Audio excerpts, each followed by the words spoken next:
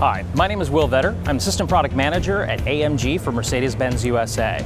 Today we are at the 2012 LA Auto Show, and standing next to me is the 2013 SLS GT, which is making its US debut here. The SLS GT is new for 2013, and it comes in both coupe and roadster formats. In fact, it's actually a little bit darker, a little bit more sinister than the standard SLS, and we're going to go a little bit deeper into that and explain why. Let's take a look at the exterior of this vehicle. This is painted in Disigno Magno Allanite. This is a color that is a satin finish paint, and in fact, Mercedes-Benz is the pioneer of satin finish paints in series production. We're the first one to do it. We offer two different satin finish paints on the SLS. We've taken a look at the details of the car and how can we change the personality of it for the GT. So most of the chrome items have been turned to gloss black. You've got the lamellas on the hood, the lamellas on the side that are right next to the 6.3 badge, and then actually the big spar that's on the front where the Mercedes-Benz star lives pushes that star further out, gives it far more of an aggressive look. Same thing with the headlamps. Darken that bucket up, and the tail lamps as well, really gives it kind of a darker, like it's up to something. Much the same for the wheels. So it's a forged 10-spoke wheel, but the inlays have all been done in matte black, as well as with black lugs and a black Mercedes-Benz star. Hiding behind that is red calipers, which come standard attached to the 15.4-inch front discs, which you can see are absolutely massive to slow this car down. On the back deck lid, it has the GT badge right there next to the AMG badge, which lets you know exactly what this car happens to be. Once you pop the hood, this is where the fun starts. Hiding underneath here is the M159 engine. It's a 6.3-liter normally aspirated engine. It's dry sump lubrication, meaning we can take that engine and shove it really far down into the vehicle. It makes the center of gravity really low. Dry sump also means that you have the oils actually sitting in a container in front of the engine itself. It's pumped in and pumped out. The M159 engine in this car is 6.3 liters and produces 583 horsepower, which is immense for a normally aspirated engine. 479 pound-feet of torque. It'll propel the SLS GT 0 to 60 in 3.6 seconds. But that's really not where all of that excitement comes from. It's also in the exhaust note.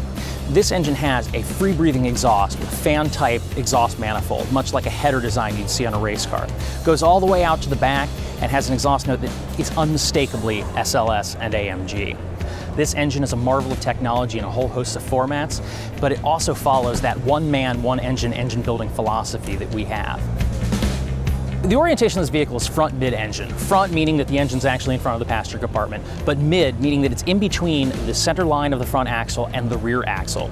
This allows for better weight distribution. In fact, there's only 47% of the weight is on the front wheels with 53% in the back. It gives a fantastic weight balance, so when you have acceleration, you have even more weight on those rear wheels. Much the same from a dynamic standpoint, the rear end tends to lead, especially with the throttle if you really want to kind of get the rear end out a little bit. Let's pop open one of these gull wing doors and take a look at the inside cockpit of this rocket ship. Once you get in the cockpit of the GT, you can really see where the changes are. There's a GT-specific interior, which has a livery of black Disigno leather, red contrast stitching. As well, we have two different variants of it. One has Alcantara seat inserts, or you can go straight with leather inserts if you want an all-leather interior. Looking at the dashboard, you can see the trim is piano black lacquer and the vents have actually been changed to darken them out a little bit. The instrument cluster, all of the dials have gone black. Running down the center console, beautiful piano black lacquer. It's that die-cast aluminum, but it's been finished in that rich, deep lacquer. Highlighting the command screen, this is where navigation, satellite, radio, telephone, all of those type of functions you can do with a central controller. On the seats of the GT-style interior, you have these red seat belts, and also the Alfelterbach crest is pressed directly into the leather of the headrest. Also new for the GT is 6 different interior combinations, which allow you to have porcelain leather mixed with either red or brown or a beautiful titanium gray. You can have diamond stitching with either two-tone or single-tone interior as well.